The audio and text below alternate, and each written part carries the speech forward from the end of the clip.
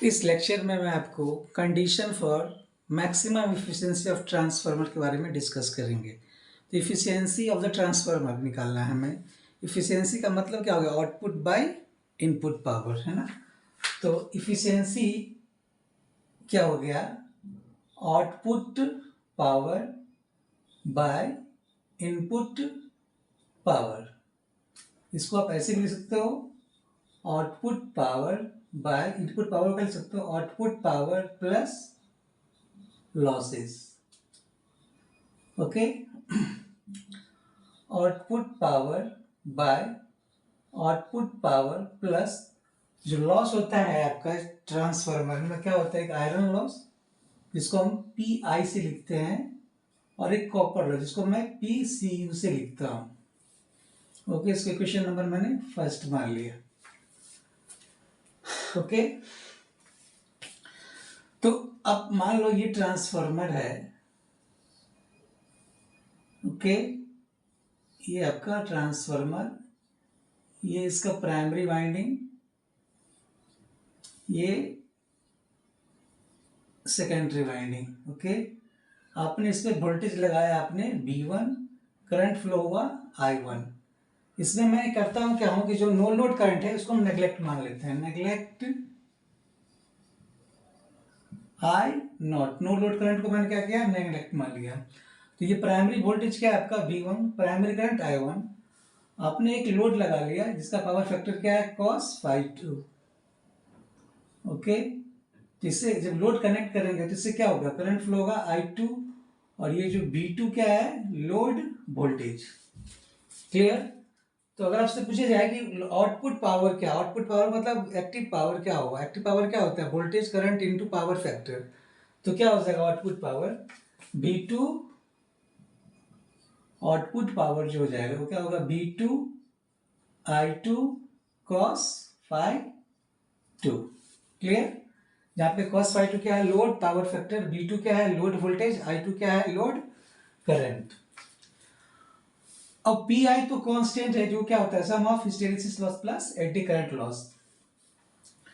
अब copper loss कैसे निकालेंगे?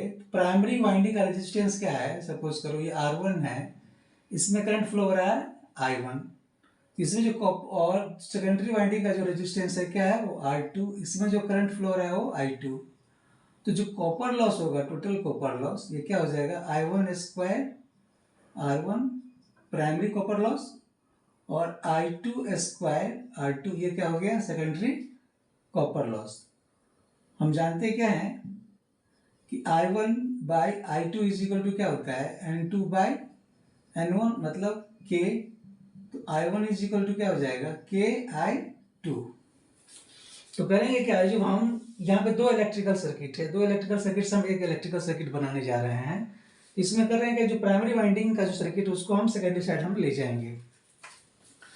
तो इस कॉपर लॉस क्या हो जाएगा? इसमें PCU, I1 की जगह मैंने क्या लिख दिया? K square I2 square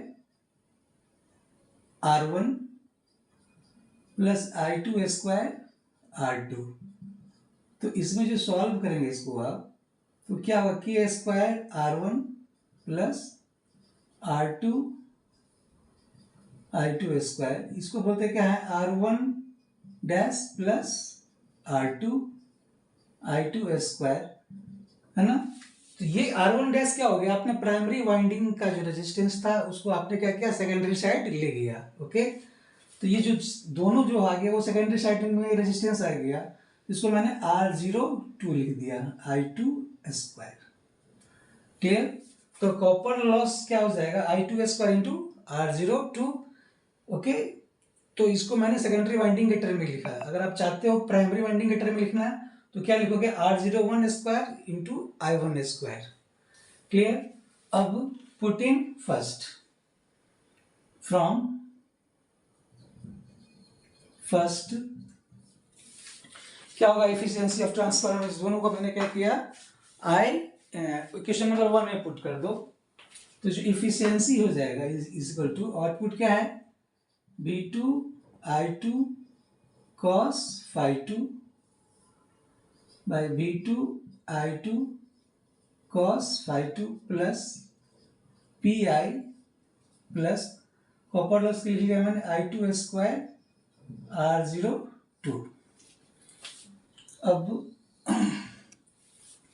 V2 क्या है? फॉर V2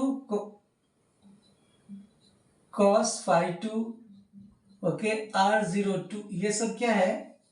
कांस्टेंट है। Okay clear?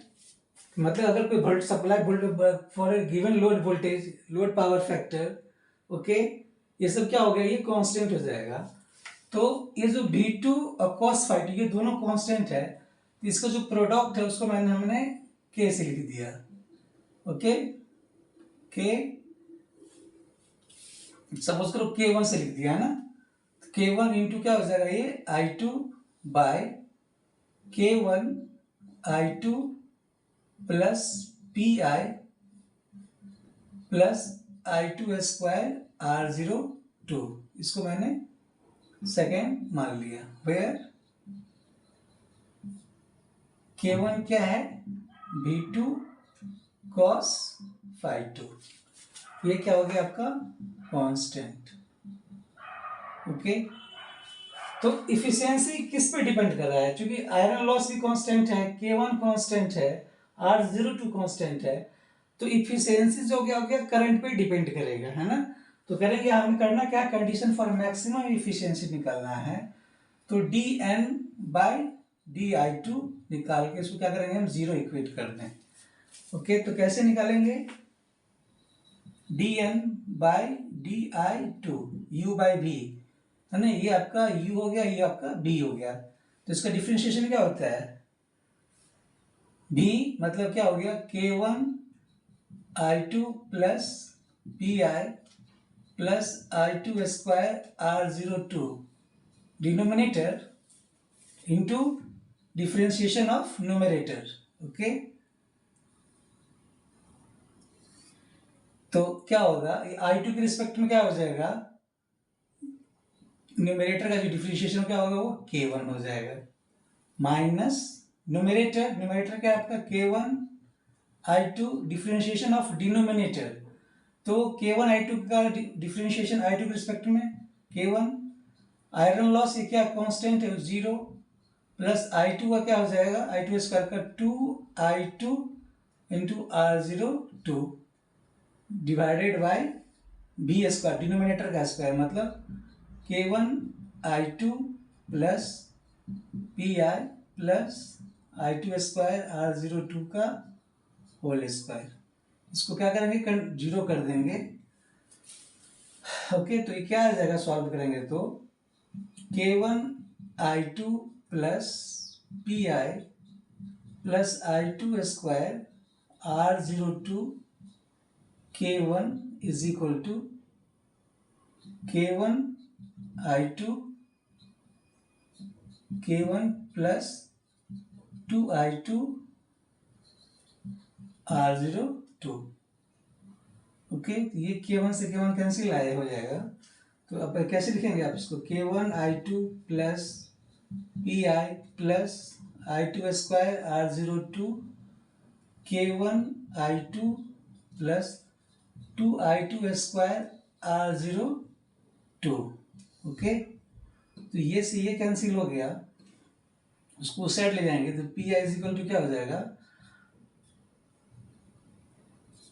2I2² R02 minus I2² R02, तो PI इज इक्वल टू क्या हो गया? I2² R02। तो अब क्या देखा? और ये I2² R02 क्या है? ये कॉपर लॉस है, PCU। ओके तो अगर आपसे पूछा जाए कि कंडीशन फॉर मैक्सिमम एफिशिएंसी क्या है, तो आप क्या बताएंगे? कंडीशन फॉर मैक्सिमम इफिशियंसी क्या हो जाएगा? Iron loss equal to copper loss. ये क्या हो गया? कंडीशन हो गया किसका? मैक्सिमम इफिशियंसी का। ओके तो अगर आपसे पूछा जाए कि मैक्सिमम इफिशियंसी के लिए करंट का वैल्यू क्या होगा, है ना, तो आपने अभी क्या सीखा है? इसको आप मैं थर्ड मान लेता हूं, तो फ्रॉम थर्ड क्या होगा, P I is equal to I two square R zero two, ये जो आई टू हो जाएगा वो क्या हो जाएगा, P I by R zero two. Clear ना? तो ये क्या है, लोड करंट, जहां पे इफिशियंसी क्या है, क्या हो गया, load current at which efficiency is maximum। Okay, clear? तो अगर आपसे पूछा जाए कि मैक्सिमम इफिशियंसी के केस में आउटपुट केवीए क्या होगा ट्रांसफार्मर का, ओके, तो output KVA is equal to क्या होता है,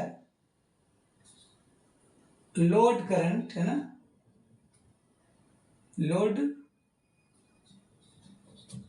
करंट इनटू लोड वोल्टेज।